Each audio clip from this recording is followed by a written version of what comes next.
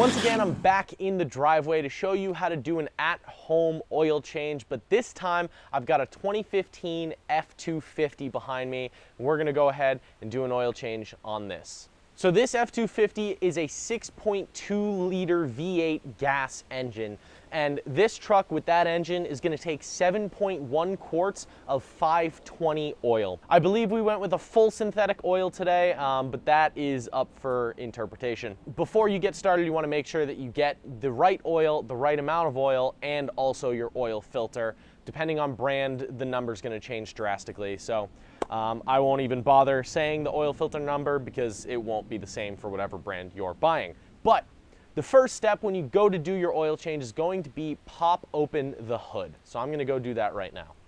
Alrighty, so to pop open the hood, there's just a latch right here on the inside of the door, and you just pull that. Now to open the hood, the release latch is right here in the center of the truck on the bottom. Now when Jay does oil changes, he likes to loosen the oil cap so that when you drain the oil, it actually drains out a little bit easier. So I'll go ahead and do that now.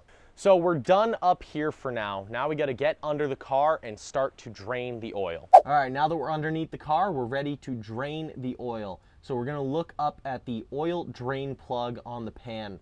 And this is either going to be a 5/8 inch wrench or a 16 millimeter wrench.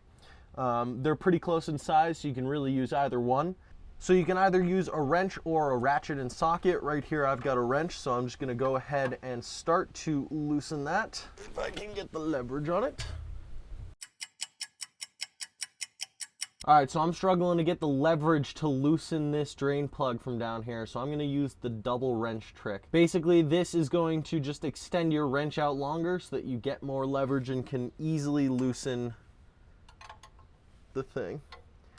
And you take the closed end of one wrench and you stick it over the open end of the other wrench, and now you have much more leverage to work with. 2 hours later. There we go. So now that I've broken the drain plug loose, I'm gonna get my oil drain pan and line it up underneath the plug. Now I'm just gonna continue loosening the drain plug.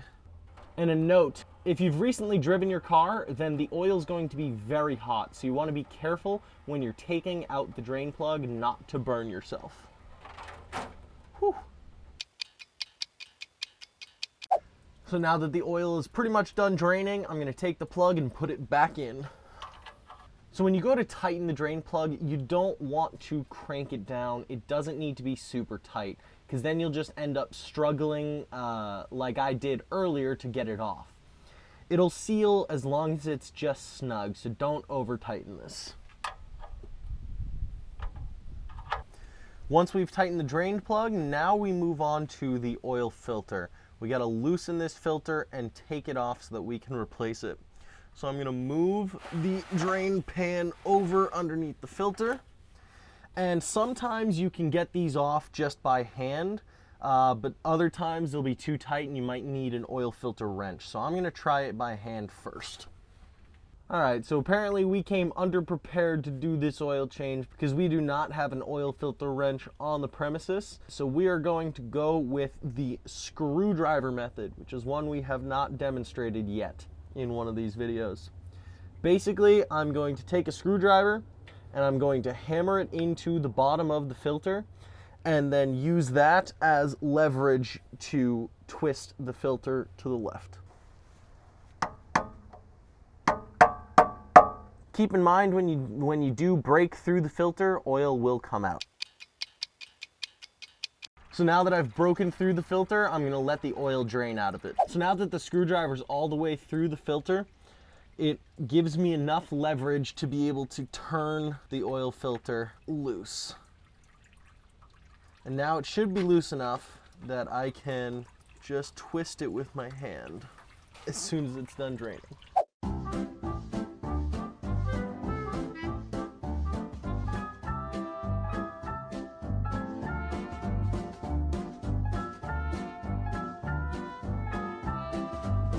Once you've got your old filter off, grab your new filter.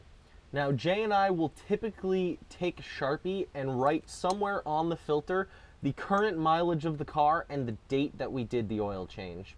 So that way in the future, you can look at the filter and know when the oil change was done so that you can know when you need to do it later. But we're ready to go ahead and put the new filter on. And this is super easy. You just want to make sure that you took any plastic that was on the filter off, and you actually want to put a little bit of old oil onto your fingertip, run it around the rubber gasket on the filter. This is going to help create a much better seal on the engine and prevent any oil leaks. Now this is very similar to the drain plug. You don't need to crank this on there. You just want it pretty snug. So you can see I'm tightening it as much as I can with one hand, and then I'm pretty much just gonna leave it there. Yeah. Now we're ready to get out from under the car and go back up and pour the oil in. I'm gonna take the funnel and put it into the oil filler neck that we took the cap off of earlier, and I'm going to get my oil and start pouring. Like I said earlier, this is gonna take 7.1 quarts of 520. We're using a full synthetic.